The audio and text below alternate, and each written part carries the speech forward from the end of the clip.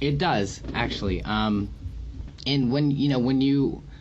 I felt very different anyway, and it always goes to that, almost like that beating people to the punch type thing. I wanted something, even for all of us, that changed a lot about who we are, because we did change. And I got so sick of seeing that kind of black, swoopy hairstyle that I almost wanted to just shave it all off. And we, in forming that alter ego, it started with our very core physical appearances, and then it became more cosmetic as far as uniforms and costumes. But it started with that core. And to me, I wanted this short white hair, so I would look like this character, the patient, who I pictured as somebody that had gone through very hard illness, had maybe gone through chemotherapy. And that's really what it looked like when I first did it. Like, I looked like a sick patient. And it helped me channel that energy into the vocal performances. And so it was something that worked on a lot of levels, and everybody's cosmetically different this time, I feel. I'm about 10 pounds cosmetically. I got 25. So yeah, I woke up one day and I could see again. Oh.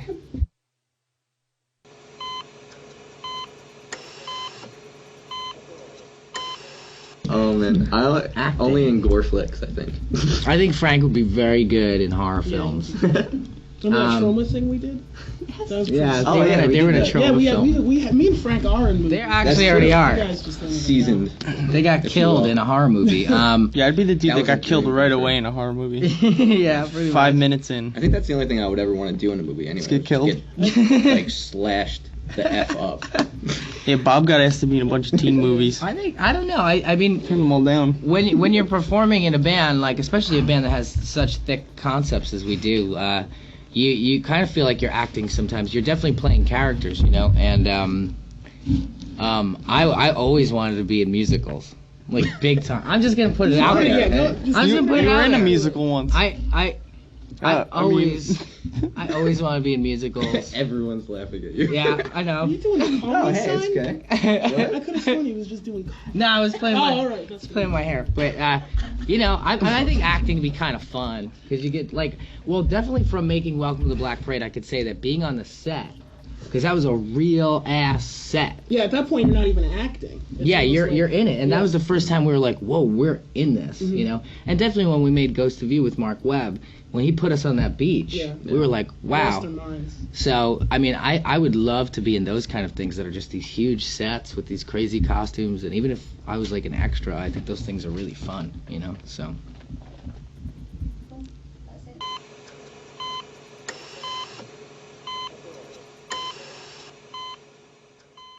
Yes. Latin America is a place that we've always wanted to go to. And last time we had a brief opportunity to go there. But it's a hurricane or something. Something happened, it fell through, and we were very disappointed. So this time, for sure, we're going to be going to Latin America. We're also going to be going to a lot of places we've never gone before. And I think that's what's going to be really exciting about this record for us. So we'll see you soon in Latin America.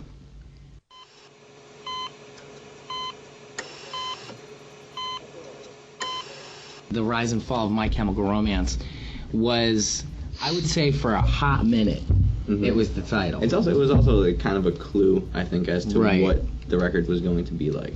Whether we knew it or not, I think it was like a subconscious kind of clue, because obviously it's a play on David Bowie's album Ziggy Stardust and the Spiders from Mars, or The Rise and Fall of. I think that, whether we knew it or not, was what the album was going to end up kind of being like, in some ways, being a concept, being an alter ego.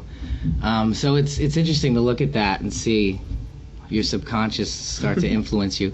Also, what I always loved about the title, and here's the thing about it, I knew early on that I didn't want a self-absorbed record, and that title's very self-absorbed, and it kind of would have made the record about our band in the sense of like what happened to us in our fame and the success we had. I didn't want it to be about that, because really that's never been what's special about My Chemical Romance. The fame wasn't what was special. The success wasn't what was special. It was us and what we did, whether it was for 20 people or 200 or 2,000 or whatever. And the funny thing about the title, though, is that I always thought it was a dig at people that were kind of our enemies or didn't support us, because it was like beating them to the punch. Like, Like, we're so cutting edge that we're done before you even said we're done. And yeah, that's why I don't understand how it got out that was going to be the title, because it was kind of started Cavallo. it really started as an inside joke. It was an inside joke. It was kind of like, it was like sticking our middle finger up at the people that,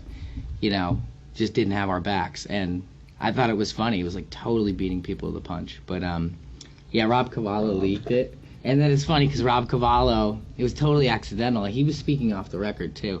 And then he came, he's like, I'm so sorry, I leaked the title. And I was like, Rob, it's not the title anyway. That's okay. I was just messing with you. So.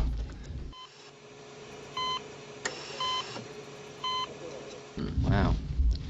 Well, the thing about us in our career is there's been so many instrumental people. And so many people that are special to us. We have a very small core team, and they're all amazing, and we're all like a family. But as far as inspiration, I know for me and Mikey, it was our grandmother, and to this day, she inspires us. The fact that Liza Minnelli is on our new record has a lot to do with our grandmother. That was her favorite performer when we grew up, and she exposed us to things like Cabaret, Chorus Line, all these great musicals, and I think that's what we try to bring to the band because of that. And then I think it's something that the guys love as well, that kind of theatrical cabaret sound. So that's for us.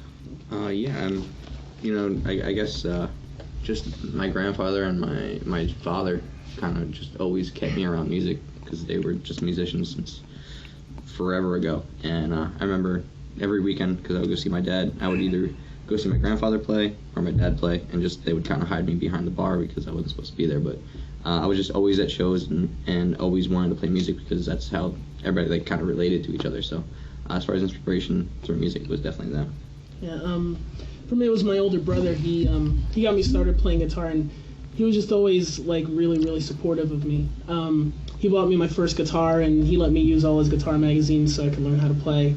And some of my fondest memories is, you know, was jamming with him in our bedroom, and, you know, him teaching me stuff. So yeah, I wouldn't be here if it weren't for him. So.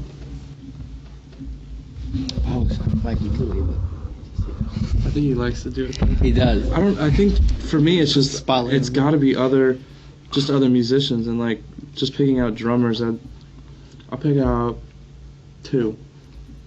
Probably Neil Peart and Dave Weckl. Just by watching them, it's nobody that I was ever like personal with, but just by watching videos and playing along and stuff like that, just kind of like striving to be as good as I thought they were. That was probably my biggest inspiration.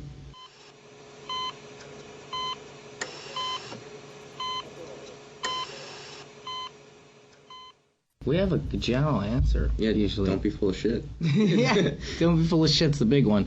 Because you won't have it won't last. You won't make it. If you're in it for the wrong reasons, that's the first thing you need. You need the right reason to do this, which is never fame or money. It's always something that's inside of you, something you really want to say. That's most important. And you want to make a difference. You want to change people. You want to affect people. You want to make the world a better place. These are all reasons to start a band, the right reasons. And then right after that, once you have that, really the rest is just hard work. Yeah, you need just a couple of chords and a lot of heart. That's really all you need. And you just get in that van and you never turn back. You never go home. And when you go home, it's almost like you're a veteran of a foreign war. Yeah. You can't even adjust.